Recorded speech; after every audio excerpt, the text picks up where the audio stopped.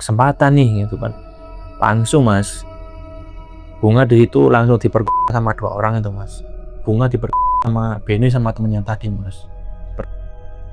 Digilir Mas mulai pagi sampai sore sampai malam. Kan Bunganya ngomong kalau 2 hari kan, 2 hari Pak Dukunnya baru datang gitu kan. Waktu itu Bunga ya mohon maaf aja kalau agak kasar ya, digilir terus Mas, pagi mau siang digilir sampai kemaluannya Bunga itu sampai berdarah itu Mas. Jadi bayi bajang ini sama kayak tuyul ya?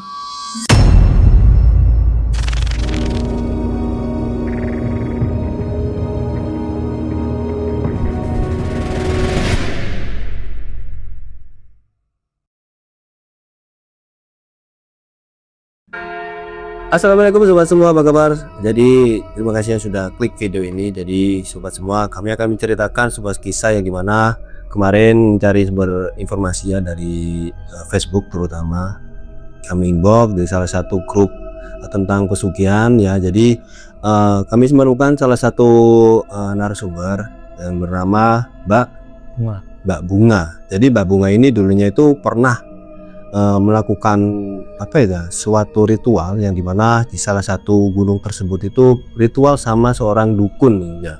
Jadi melahirkan bayi bajang. Bagaimana kisah lengkapnya itu diceritakan sama Mas Yudi sobat. Jadi kita sapa dulu Mas Yudi.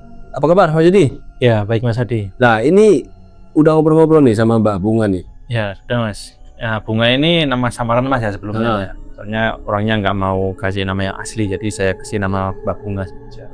Oke, jadi untuk Mbak Bunga yang menonton video ini, terima kasih yang sudah membagikan kisahnya. Jadi Mbak Bunga ini dulunya itu pernah melakukan ritual sama dukun ya, gimana tuh Mas? Sebenarnya awalnya ya bisa dikatakan hamil di luar nikah sih Mas. Dan terus ingin kaya juga si Mbak Bunga tadi, terus disarankan sama dukunnya buat pakai ritual bayi bajang saja, buat tumbal itu daripada nanti anaknya lahir gak ada ayahnya, lebih baik dibuat tumbal buat tumbal dijadikan bayi bajang supaya bisa kaya gitu. Nah ini bayi bajang itu nyari uangnya itu gimana tuh? Jadi menurut Mbak Bunga tuh? Kalau menurut Mbak Bunga bayi bajang ini sejenis kayak tuyul Mas ya, cuman ini lebih ke anak sendiri. Kalau tuyul kan katanya kan beli Mas. Kalau bayi bajang ini lebih ke anaknya sendiri yang dijadikan tuyul, lebih ke kayak gitu Mas. Nah, ini ada semua versi bayi bajang ya, ada banyak versi. Jadi sebelum lanjut ke cerita nih Mas Yudi, menurut Mas Yudi sendiri nih bayi bajang itu seperti apa sih? Bayi bajang itu kalau menurut di daerah saya itu orang hamil terus melahirkan bayinya itu ya bisa dikatakan kayak orang keguguran tuh Mas. Tapi udah berbentuk bayi, itu namanya bayi bajang kalau di daerah saya. Gitu Mas. Jadi cerita Mbak Bunga ini daerah mana nih? Dari wilayah Sukabumi, Jawa Barat Mas. Oke. Bagi sobat semua yang penasaran bagaimana kisah lengkapnya, sudah ditonton sampai akhir sobat. Bagi sobat semua yang ingin bagian kisahnya di studio kami, bisa hubungi kami di nomor di samping saya ini sobat. Jangan lupa subscribe dan aktifkan tombol loncengnya agar tidak ketinggalan video-video terbaru dari kami. Dan mari kita mulai.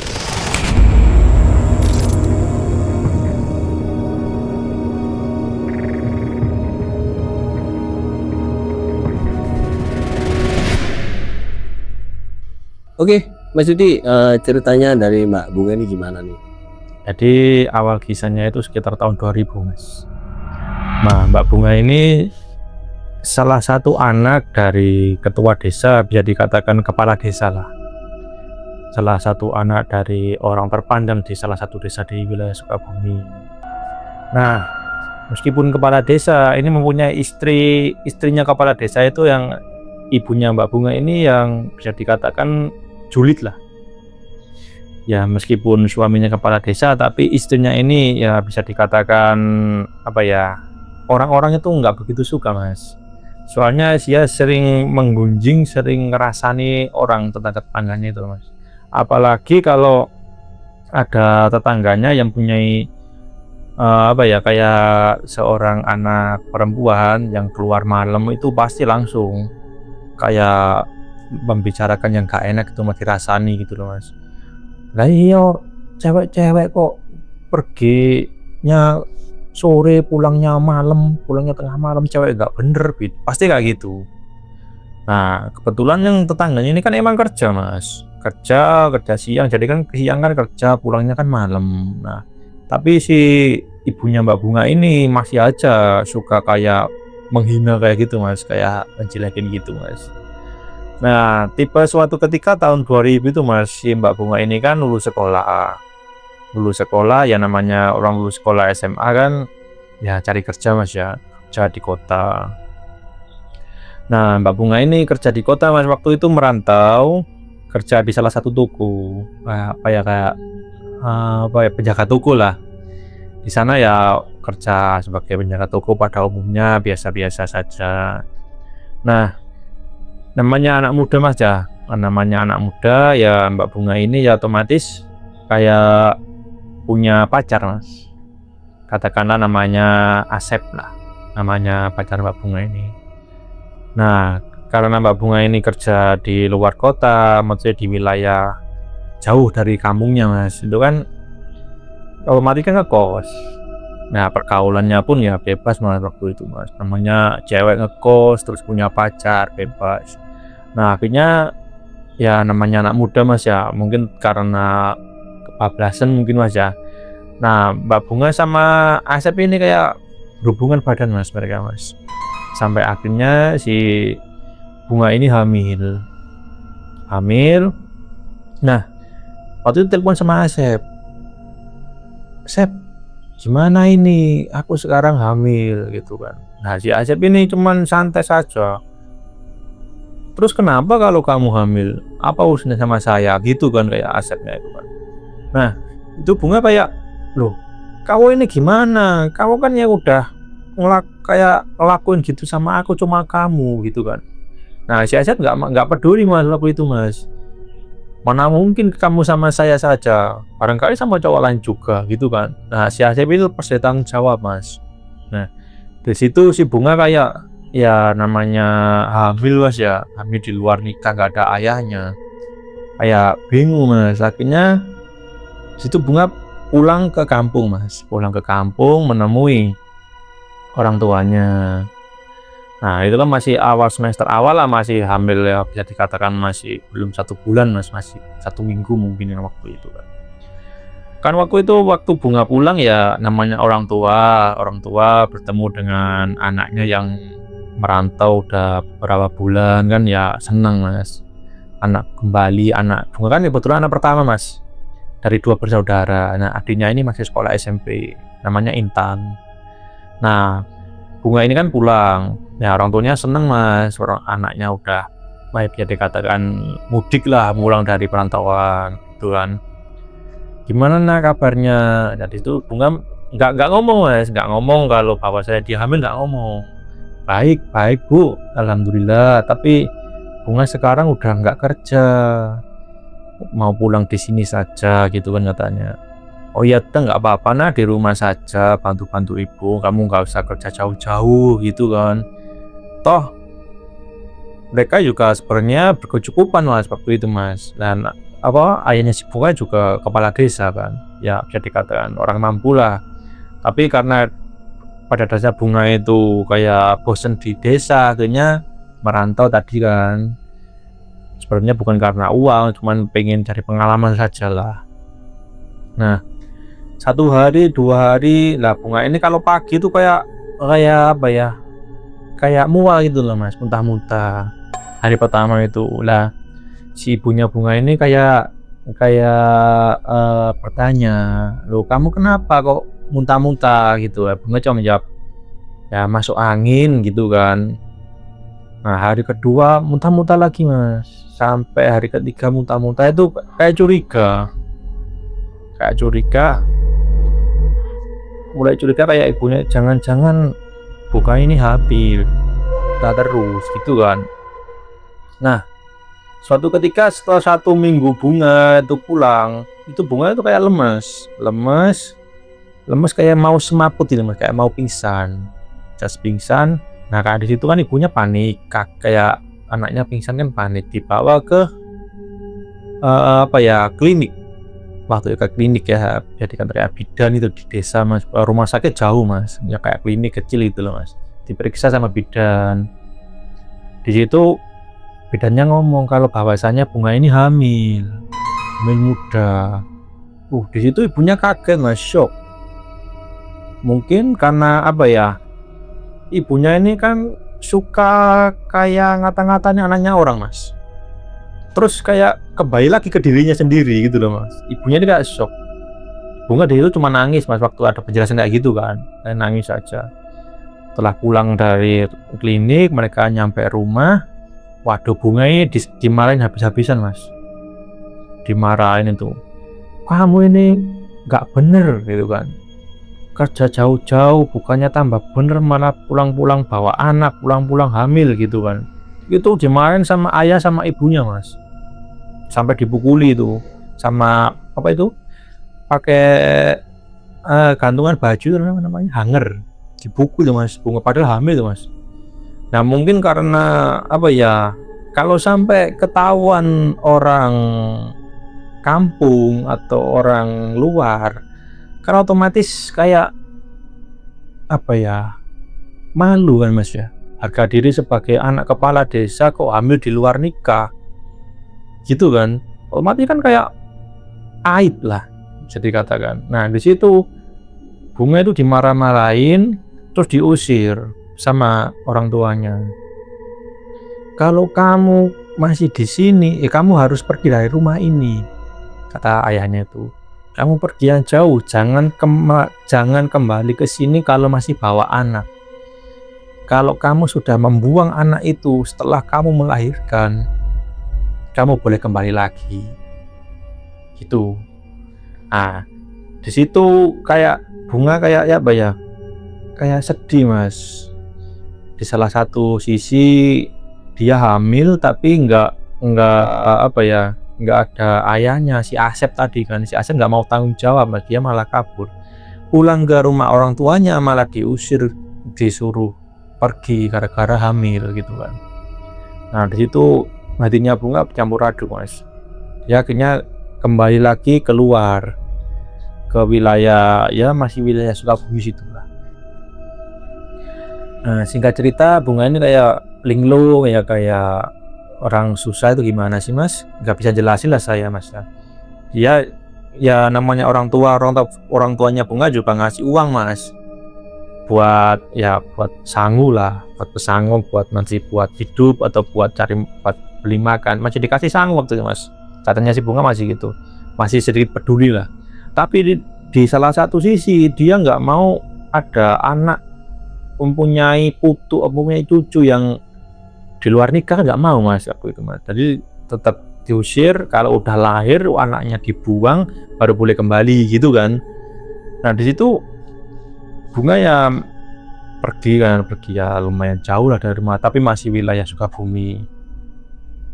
Dia ngekos. Nah ngekos terus karena hamil kan otomatis ya badannya masih lemas mas, nggak apa ya, nggak kuat bekerja lah, ngekos ya cuman uang sakunya aja beli makan, buat nyambung hidup lah.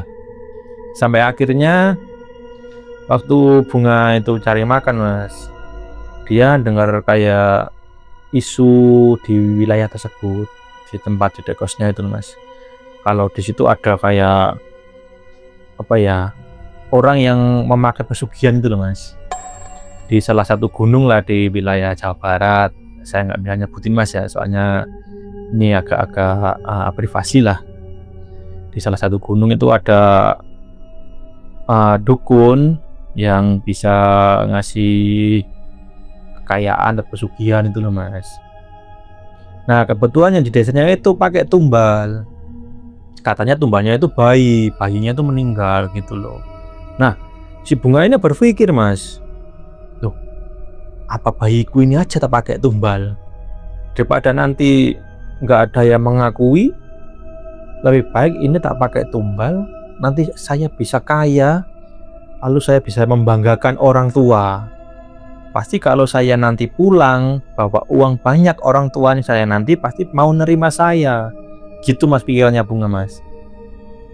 Nah akhirnya Di situ bunga kayak tanya-tanya mas ke warga, Bu emangnya pesugihan itu emang ada tak gitu, pura-pura mas, pura-pura cari informasi. Loh ya ada mbak, itu anaknya apa ibu siapa gitu mas ya, itu pakai pesugihan di sana, itu buktinya bayinya itu meninggalnya nggak wajar gitu. Lo meninggalnya nggak wajar gimana bu? Iya meninggalnya bayinya itu kayak pucet, kayak bayi itu nggak ada darahnya gitu loh katanya. Itu pasti pakai pesugihan tumbal bayi itu gitu, kata ibu-ibu tersebut mas.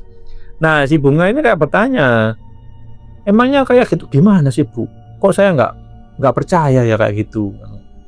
Lu kalau mbaknya nggak percaya coba deh pergi ke gunung sana gitu kan, di salah satu gunung mas. Di sana banyak mbaknya mau cari pesugihan juga dah gitu kan, kata ibu-ibu tadi. Ya enggak bu, saya cuma tanya saja, saya nggak percaya kayak gitu, nggak percaya gitu. Padahal si bunga ini kan mencari informasi mas waktu itu mas. Nah singkat cerita si bunga ini pergi mas ke salah satu gunung tersebut, naik bis waktu itu kan, naik bis turun. Nah dia tanya sama ojek, Pak apa benar di salah satu gunung sini ada dukun tempat cari pesugihan gitu kan. Oh iya mbak, kebetulan saya tahu rumahnya itu ada di atas sana. Kalau mbaknya ke sana jalan kaki ya nggak nyampe soalnya agak menanjak. Kalau mbaknya mau saya antar ke sana nggak apa-apa gitu kan. Berapa ongkosnya mbak? Pak gitu kan. Ya ongkosnya 20.000 gitu kan. Oh iya wis, kita mengantar saya ke sana gitu kan. Diantar itu mas, diantar ke rumahnya Kuncen lah, kita sebut Kuncen aja mas ya. Cek. Nah setelah sampai di sana dia tanya, Mbah, ya kayak tok kayak misi gitu kan. Itu ojekannya tuh masih menunggu di luar mas. Takutnya kalau pas pulang ya nanti kan nggak ada kendaraan lagi, soalnya cuma satu-satunya jalan ya lewat ojekan tadi gitu kan. Mbah gitu kan, ada apa neng cantik gitu kan, kata mbah. Itu usianya kata bunga itu sekitar 50-an lah si kuncinya itu. Ada apa neng cantik gitu kan. Mau tanya mbak, apa bener sini tempat cari pesugihan gitu kan. Iya di sini mau cari tempat pesugihan, kamu mau pesugihan apa gitu kan. Saya nggak tahu mbak, saya nggak pernah pakai pesugihan, tapi saya ingin kaya gitu kan, supaya saya bisa pulang ke rumah bawa uang banyak, soalnya saya ini diusir gara-gara saya hamil gitu kan. Waktu itu usianya kehamilan sekitar 1 bulan lah. Oh, kebetulan kalau kamu hamil nanti bisa pakai pesugihan bayi bajang gitu kan. Bayi bajang itu gimana mbak gitu kan. Ya jadi anakmu nanti waktu lahir ya itu jadi sarana buat cari uang, bisa dikatakan jadi tuyul gitu loh. Biar nanti anakmu yang cari uang, nanti kalau malam bawa uang ke kamu gitu kan. Jadi singkat kayak apa ya, jadi anaknya si bunga nanti waktu lahir nanti bisa diritual sama mbah dukunnya itu, dijadikan kayak tuyul gitu loh mas. Jadi mas oh gitu ya mbak, terus syaratnya apa aja? Ya syaratnya mudah, kamu cukup di sini saja sampai kamu waktunya melahirkan gitu kan.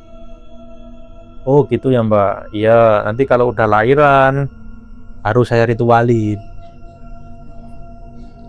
Oh ya udah mbak, kalau gitu saya kembali lagi ke sini kapan? Ya terserah, kamu besok ke sini juga nggak apa-apa, kamu mulai hari ini di sini nggak apa-apa, terserah kamu gitu kan. Nah singkat cerita bunga ini kan ya namanya ngekos ya mas ya, daripada ngekos aku bayar, lebih aku tinggal di rumah mbak dukun ini sampai anakku lahir gitu kan. Ya udah mbak, aku tak pergi dulu, mau ambil pakaian buat tinggal di sini. Oh ya, ya udah gitu kan. Nah Akhirnya Bunga ngojek lagi mas, ngojek lagi buat pergi ke kosannya buat ngambil barangnya itu, buat ngambil barang. Keesokan harinya dia balik lagi mas ke ojekannya yang kemarin, katakanlah ojekannya itu Pak Benny lah, Pak Benny. Loh Neng kok kembali lagi gitu kan, kata Pak Benny. Iya mah saya disuruh tinggal di sana gitu kan. Oh gitu ya Neng, mau diantar lagi gitu kan. Sebenarnya Pak Benny ini lihat Bunga itu kan, pada dasar Bunga yang cantik mas ya, masih muda lah, masih sekitar umur 20 tahun, cantik, terus bodinya ya sip gitu loh mas. Nah Pak Benny ya kayak lah iya cantik-cantik kok nginep di rumah dukun gitu kan si Benny itu. Akhirnya diantar sama Benny ke rumah si dukun tadi.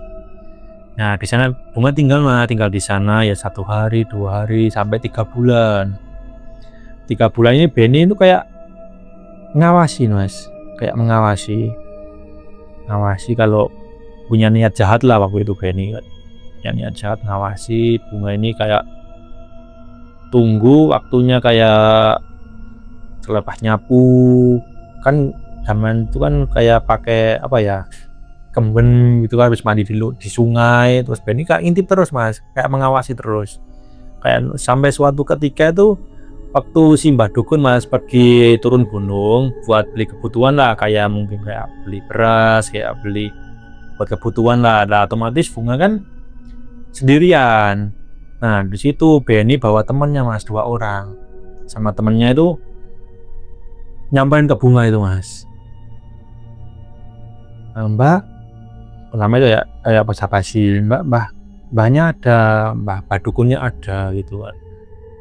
Oh mbah dukunnya lagi turun gunung, mungkin kembalinya itu 2 hari atau 3 hari mah itu mas. Lah dengar Bunga ngomong kayak gitu, waduh ini sama temennya kayak kesempatan gitu loh mas, kesempatan nih gitu kan. Langsung mas Bunga di situ langsung diperkosa sama 2 orang itu mas. Bunga sama Benny sama temennya tadi mas, digilir mas, mulai pagi sampai sore sampai malam kan. Bunganya ngomong kalau 2 hari kan, 2 hari Pak Dukunnya baru datang gitu kan. Padi itu Bunga ya mohon maaf aja kalau agak kasar ya, digilir terus mas, pagi mau siang digilir sampai kemaluannya Bunga itu sampai berdarah itu mas, waktu itu mas, takutnya keguguran mas. Nah pesannya Mbah Dukun itu disuruh jaga baik-baik itu janinnya itu, jangan sampai keguguran. Itu udah di bulan ketiga padahal itu mas.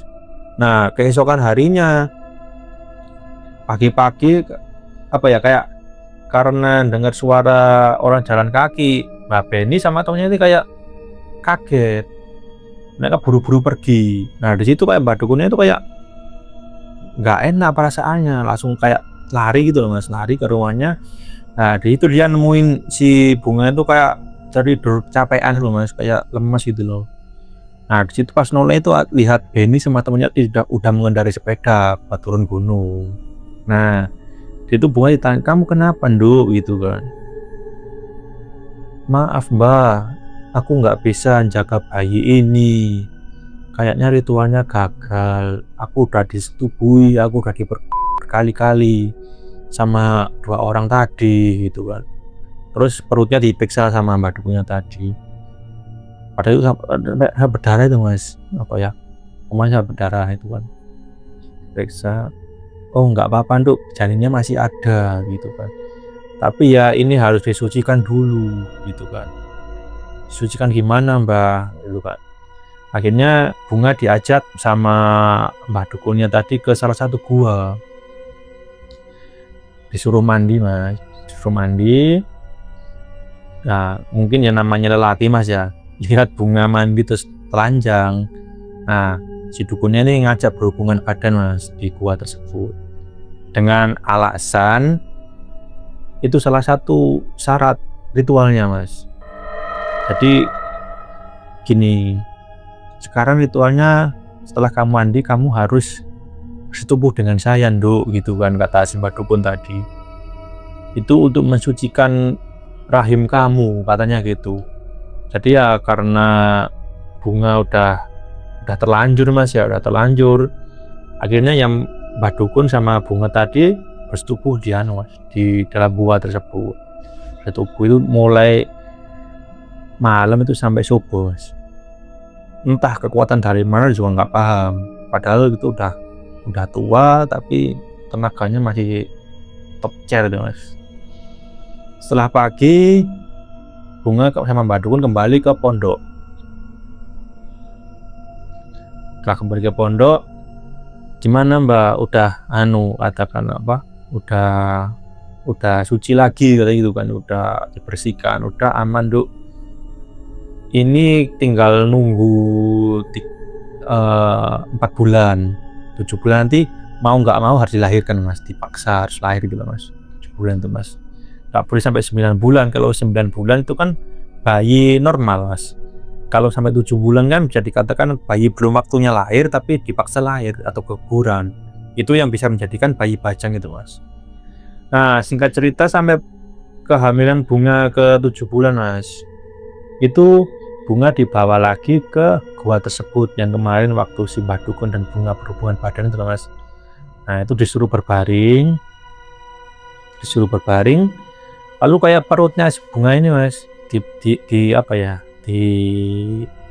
dielus itu mas ya, dielus itu tiba-tiba kayak sakit, kata bunga sakit kayak mau melahirkan itu mas, sakit terus ditekan gitu mas, ditekan sampai akhirnya kayak bayinya itu kayak keluar, padahal belum waktunya tapi keluar mas.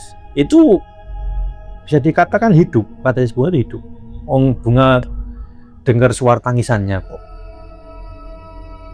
suara tangisan masih kedengeran. Terus dipotong hari-harinya tapi nggak dikasihkan ke bunga, itu dibawa sama Mbah Dukun, dibawa sama Mbah Dukunnya tadi buat ritual katanya mas.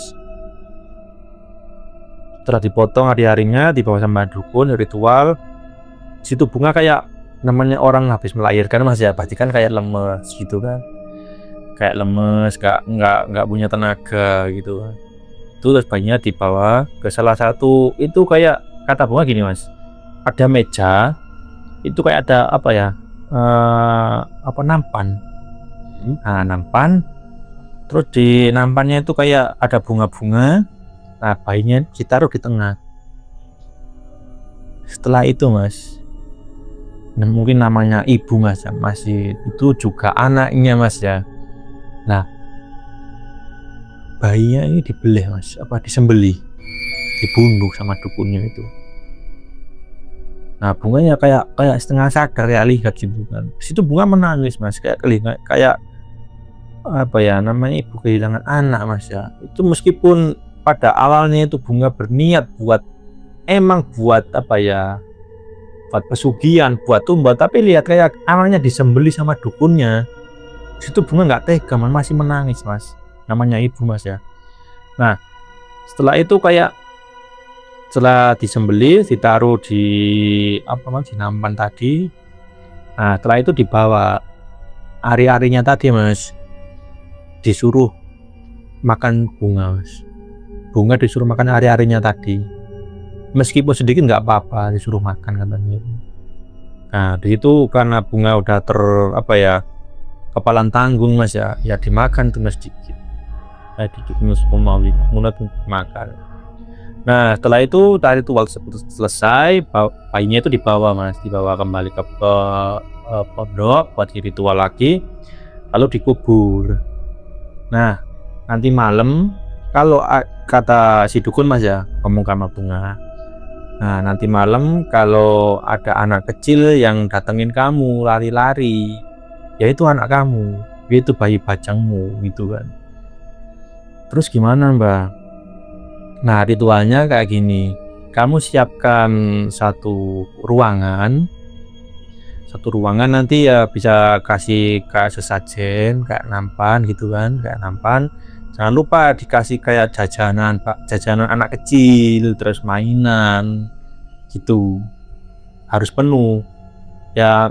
Kalau bisa kamarnya tersebut dibuat kayak kamarnya anak kecil mas, biar anak kamu senang gitu kan. Nah terus bunga itu dikasih kayak bekas apa ya, mungkin kayak bekas hari-hari mas ya, kecil itu ditaruh di botol kecil gitu, suruh bawa kemana-mana lah, nanti ditaruh di kamarnya tersebut. Nah akhirnya karena ritualnya sudah selesai selama berapa bulan itu mas, bunga balik lagi ke kosannya yang dulu, tapi pindah kos lebih ke ngontrak lah, buat kamarnya kecil terus bunga di kamar ini satunya lagi. Jadi ada 2 kamar mas, satu kamar ini spesial buat ritual, satunya buat bunga tidur. Nah dicoba waktu itu malam hari, bunga pergi ke kamar tersebut ketika bakar menyan. Nah terus sama lilin dinyalakan di nampan tersebut. Nah bunga ini kayak baca gitu mas, udah di apa ya, dikasih tahu sama dukunnya kayak baca mantra gitu kan. Kalau baca gitu ada suara gini mas, kayak suara anak kecil lari sambil ketawa gitu kan, tapi lari bertawa. Jangan-jangan ini yang disebut dukun bayi bajang tadi gitu kan Mbak Bunga itu kan. Nah kata Mbak Dukun, kalau udah apa ya bayinya itu keluar, kamu suruh saja nggak apa-apa, disuruh cari uang gitu kan. Itu bayinya masih lari-lari menyanyi itu loh. Ibu, nggak bisa ya, ibu carikan uang yang banyak gitu kan. Masih lari-lari sambil nyanyi gitu, lari sambil tertawa gitu. Ibu carikan uangnya banyak gitu kan, ngomong sendiri. Nah habis itu kayak hilang. Bunga di situ masih disamar di situ, masih di kamar, masih semedi lah, bisa dikatakan semedi sambil baca gitu. Tiba-tiba di nampan itu ada uang mas, ada uang itu banyak. Jadi nampan bunter, banyak ada lilin, ada bunga. Nah di bunga itu tiba-tiba itu ada uang banyak, 100.000 banyak, 50, 100.000. Wah itu bunga senang mas. Banyak uangku, berhasil ritualku selama ini gitu kan katanya.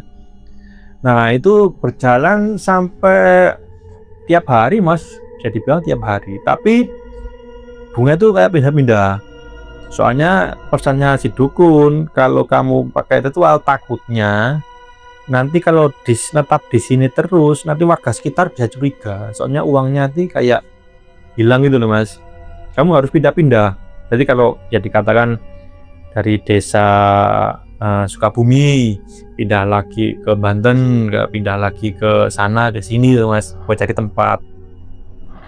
Itu pindah-pindah terus mas, pindah-pindah terus sampai akhirnya tuh bunga itu ya bisa dikatakan kaya raya lah. Nah setelah kaya raya, mungkin namanya masih muda mas ya, masih ya pingin lah mempunyai seorang suami, pingin mempunyai seorang pacar lah bunga kan ya. Nah tapi mas, karena efek dari pesugihan tersebut, bunga ini kayak susah cari pasangan mas. Pernah suatu ketika itu bunga itu punya pacar, dia udah pacaran mas, karena mungkin ya bunga uangnya banyak. Pacarnya ini ya cuman modal ya mukundu lah, bisa dikatakan sama mukundu. Padahal tinggal gitu aja mau nikah mas, udah mau lamaran, tiba-tiba kayak lihat bunga itu kayak wajahnya kan cantik mas, tiba-tiba lihat kayak mas, kayak apa ya, kayak keriput, kayak orang tua menakutkan gitu mas. Itu yang satunya lagi waktu pacaran itu kayak seolah-olah lihat gini, kayak lihat di sini di belakang bunga ini kayak ada anak kecil yang nempel gitu mas, yang digendong gitu loh. Lah anaknya kecil ini serem katanya mas, kata si pacarnya bunga itu. Nah makanya itu kak, bunga ini kayak sulit cari jodoh gara-gara ritual bayi bajang itu loh mas. Nah suatu ketika bunga ini kan ya melamun sendiri, melamun di taman. Kapan ya aku mempunyai seorang suami yang benar. Waktu itu Bunga sudah umur sekitar 35 Mas. Waktu ritual kan masih umur 20, 21 lah. Itu 35 itu masih belum punya pasangan hidup Mas. Kapan aku punya suami gitu kan. Nah, akhirnya waktu Bunga melamun, ada seorang pemuda, ya bisa dikatakan pemuda yang masih umur 25 lah. Itu nyamperin, mbaknya kok diikutin anak kecil terus gitu kan. Duh, mbaknya bisa lihat anak kecil yang ikutin saya gitu Bunga. Iya mbak, itu kayaknya kok kayak tuyul gitu kan. Mbaknya diikutin tuyul gitu. Nah di situ Bunga cerita Mas ke pemuda tersebut. Gini Mas, aku sebenarnya itu pakai bayi bajang. Sebenarnya itu anak saya yang saya karena ritual di salah satu gunung hanya dijadikan tuyul, sejenis tuyul lah sama dukun tersebut gitu kan. Walah mbak kasihan kalau kayak gitu, arwah anaknya itu nggak bisa tenang, terbelenggu di lingkaran setan, kata pemuda tersebut gitu. Terus gimana Mas? Aku juga pengen hidup normal, meskipun aku ini uangku banyak, tapi aku ini seolah-olah gak bahagia, penuh dengan penyesalan. Gini aja mbak, kalau mbaknya mau, saya tuntun ke jalan yang benar gitu kan. Iya Mas, saya mau gitu kan. Terakhirnya si Bunga diajak ke pondok Mas, ke pondok tempat pemuda tersebut pondok lah, ke salah satu gurunya, buat nemuin gurunya, ke Pak Yai. Situ Bunga kayak minta petunjuk lah, gimana caranya bisa tobat, gimana caranya bisa terbelenggu dari lingkaran setan gitu. Ya pertama ya namanya orang itu ya harus mulai awal lagi Mas. Sholat taubat, taubatan nasuha, bener-bener harus bertobat gitu Mas.